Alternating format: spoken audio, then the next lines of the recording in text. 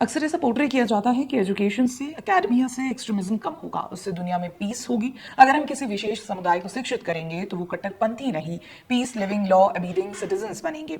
बात सुनने में सही लगती है, सटीक लगती है, लेकिन मेरी माने तो ये एक अर्बन मिथ से ज्यादा कुछ नहीं लगता। अब इस बात का सबसे प्राइम एग्जाम्पल है बांग्लादेश के केयरटेकर और अंतरिम सरकार के chief adviser Nobel laureate Mohammad Yunus. इनके एकेडमिया के चर्चे तो क्या ही कहें। एक इकोनॉमिस्ट हैं जिन्हें माइक्रो क्रेडिट और माइक्रो फाइनेंस के कॉन्सेप्ट को पायनियर करने के लिए 2006 में नोबेल पीस प्राइज से नवाजा गया था। जल्द ही मोहम्मद यूनुस को एक और नोबेल पुरस्कार से नवाजा जा सकता है, द नोबेल डिनायल प्राइज।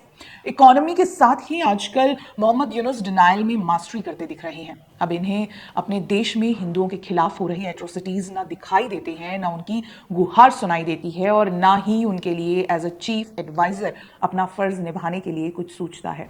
हाल ही में नोबेल लॉरेट के बांग्लादेश में United states director of national intelligence Tulsi Gabbard visit पर थी। मोहम्मद यूनुस के बांग्लादेश की बात करते हुए गबार्ड ने एक डीप कंसर्न एक्सप्रेस किया। उनके अनुसार माइनॉरिटीज जैसे हिंदू, बुद्धिस्ट, क्रिश्चियन और अन्य माइनॉरिटीज के साथ हो रहे प्रोसिक्यूशन और किलिंग अनफॉर्चुनेट है। बांग्लादेश में ये इस्लामिक टेररिस्ट का थ्रेट इस तरह से डीप रूटेड है जिसका ऑब्जेक्टिव और आइडियोलॉजी केवल एक इस्लामिस्ट कैलिफेट एस्टैब्लिश करना है।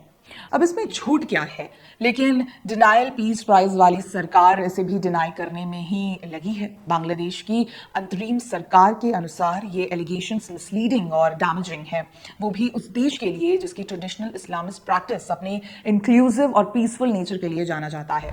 ऐसा पहली बार नहीं है जब वर्ल्ड लीडर्स ने बांग्लादेश में हो रहे अत्याचारों पर सवाल उठाए हों, और ये भी पहली बार नहीं है जब मोहम्मद यूनुस की अगुवाई वाली सरकार ने डिनायल गेम खेला हो।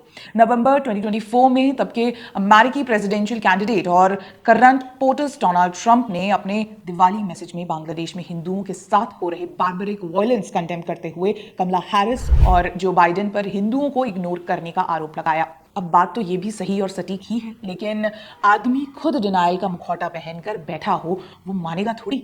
वो तो बहाने देगा, डिनाई करेगा और दूसरों को कॉल आउट करेगा, बिल्कुल यूनुस की तरह जब उन्होंने डोनाल्ड ट्रंप को भी कॉल आउट किया। देखिए, नोबेल डिनायल प्राइज अवॉर्डी भी कुछ समय बाद अपने डिनायल मोड से निकलकर सच्चाई को एक्सेप्ट करता ही है, लेकिन ये थोड़ा अपग्रेडेड वर्जन वाला है। ना एक्सेप्ट करूंगा, ना हिंदुओं को रक्षा दूंगा, केवल अपनी पीस प्राइज पर अपने रिलीजियस प्रोपेगेंडा को बढ़ावा दूंगा। जितना पीस लिविंग ये खुद को बताते हैं, इससे कोई तो ये इस्लामिक कंट्री बनी कैसे। 1947 का आंकड़ा देखें तो स्पेसिफिकली हिंदू पॉपुलेशन बांग्लादेश में अराउंड 22% थी और 2001 के सेंसस में केवल 9.2% रह गई। आज का आंकड़ा ना कहीं पर अवेलेबल है और ना ही सच्चा है। एक अनुमान के हिसाब से आज बांग्लादेश में ऑलमोस्ट 7 to 9% हिंदू ही बचे हैं। भारत सरकार की दिसंबर 2024 की रिपोर्ट ही ले लीजिए। मिनिस्ट्री ऑफ एक्सटर्नल अफेयर्स ने बांग्लादेश में हिंदुओं के खिलाफ 2200 केसेस ऑफ वायलेंस नोट किए थे और ये आंकड़ा केवल 2024 का है। अब डिनायल प्राइज अवॉर्डी ने इसे भी डिनाई ही किया था। फॉरेन मीडिया का हवाला देते हुए यूनुस ने ये आरोप लगाया कि 2200 अटैक का डेटा एग्जैजरेटेड है। यूनुस ने भारत सरकार पर भी मिस इन्फॉर्मेशन फैलाने के आरोप लगाए और कहा था कि बांग्लादेश को लेकर अफवाहें फैलाई जा रही हैं। लेकिन चिन्मय दास के अरेस्ट पर डिनायल अवॉर्डी ने चुप्पी साथ रखी है। बता दें, इस्कॉन संत चिन्मय दास ने बांग्लादेश की जेल में ही अब आमरण उपवास की शुरुआत कर दी है। अमेरिकी प्रेसिडेंट, इंटेलिजेंस चीफ और भारतीय सरकार के बाद अभी यूरोपियन यूनियन ने भी इस मामले में कंसर्न एक्सप्रेस किया था।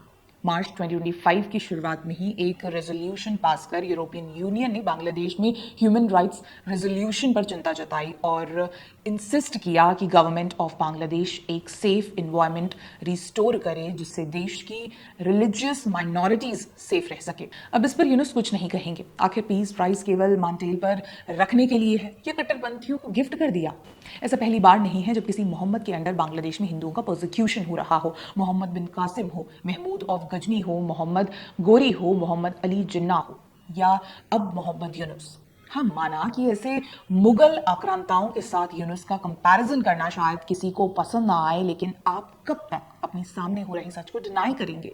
जो स्टूडेंट के नाम पर बांग्लादेश में अगस्त 2024 में हुआ वो minimised version of operation searchlight ही कहा जा सकता है। 1971 में हिंदुओं के घरों को आइडेंटिफाई कर सके इसलिए पीले पेंट से उनके घर के बाहर एच लिखा जाता था। करीब 1 लाख लड़कियों को किडनैप कर उनका रेप करना, रिलीजियस कन्वर्जन करना, हजारों हिंदुओं के घर जलाना पैटर्न कुछ जाना पहचाना नहीं है। आज जो यूनुस इन अटैक्स को डाउनप्ले कर पॉलिटिकल नेचर देने की कोशिश कर रहे हैं वो और कुछ नहीं, बस एक खोखला जस्टिफिकेशन है। एक डेटा के अनुसार 1971 से 2024 तक करीब 10,000 हिंदू बांग्लादेश में धर्म के नाम पर मारे गए। 12,000 हिंदू महिलाओं का रेप कर इस्लाम में कन्वर्ट कराया गया। अराउंड 35,000 हिंदू घरों को अटैक कर लूटा गया। वहीं 5,000 मंदिरों को तोड़ा गया। क्या ये सभी अटैक पॉलिटिकली मोटिवेटेड थे? इस प्रोसिक्यूशन में कोई भी पॉलिटिकल पार्टी इनोसेंट नहीं है। यहाँ एक तरफ वर्ल्ड लीडर्स का दबाव बढ़ता जा रहा है। क्या यूनुस अपना इग्नोरेंस और एरोगेंस छोड़ डिनायल मोड से कभी बाहर निकलेंगे?